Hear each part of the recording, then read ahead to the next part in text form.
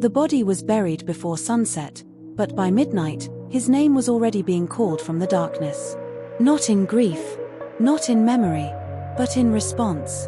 In the days that followed, strange things began to happen in that house, things no one could explain, and no one dared speak about after nightfall. Because the man they buried was not finished speaking, and the woman who loved him most was the only one who could hear him. In a quiet town where the red earth clung to bare feet and the evenings carried the smell of roasted corn, lived a family that people respected. Not because they had wealth, but because they had peace. Emeka was a simple man. Every morning, before the sun stretched fully across the sky, he would leave his house in neatly pressed clothes, heading to his office job in the city. He was not rich, but he was steady. And in that town, steadiness was everything. Ngozi, his wife, was known in the market. Her small shop sat at the corner where 3 roads met. She sold rice, oil, soap, things people needed every day. She had a sharp mind and a warm smile. Together, they had 4 children. 2 boys, 2 girls. Their home was always noisy, always alive. Scene, evening at home. That evening felt like any other. The children sat on the floor, arguing over homework. A pot of soup simmered slowly in the kitchen. The sound of a radio hummed softly in the background. Emeka sat beside Ngozi, lowering his voice. Something was different. Emeka, things are about to change for us. Ngozi looked at him carefully.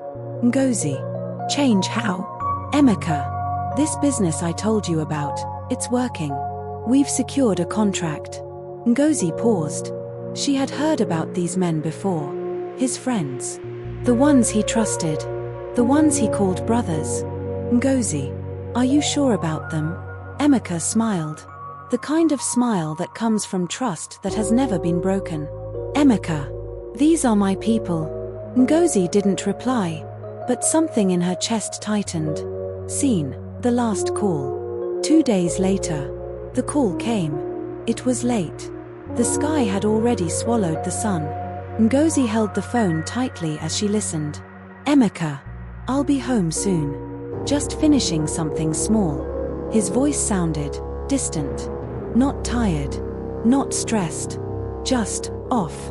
Ngozi, be careful on the road. A pause. Longer than usual. Emeka, I will.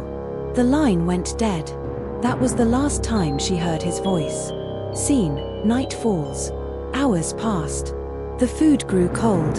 The children slept one by one. But Ngozi stayed awake. Waiting. Watching the door. Listening for footsteps that never came. Scene, the news. By morning, the compound was no longer quiet. Voices filled the air. Whispers. Footsteps. Then the words came. The kind of words that do not land all at once. They found him. Ngozi did not cry. Not yet. They said it was an accident. Still, nothing. A car crash. The world moved. But she did not. Scene, burial. They buried him that same day. Too quickly. Too quietly.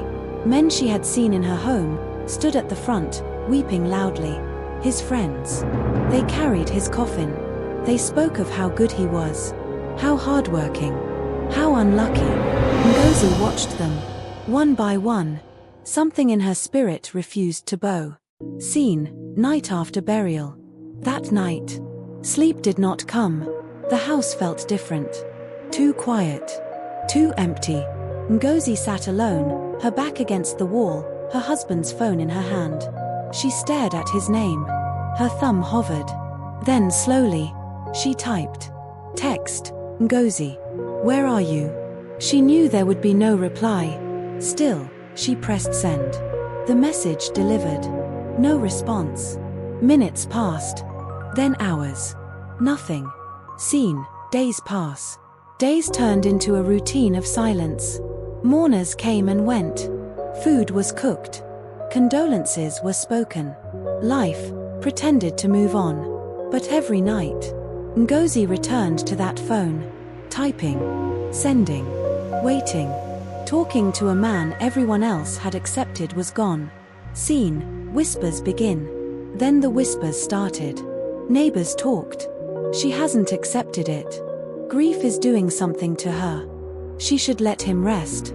But they did not know what she felt. Because deep inside, Ngozi knew one thing. Her husband was not at rest. And on the 7th night, as rain began to fall softly on the roof, her phone lit up in the darkness with a message that had no right to exist.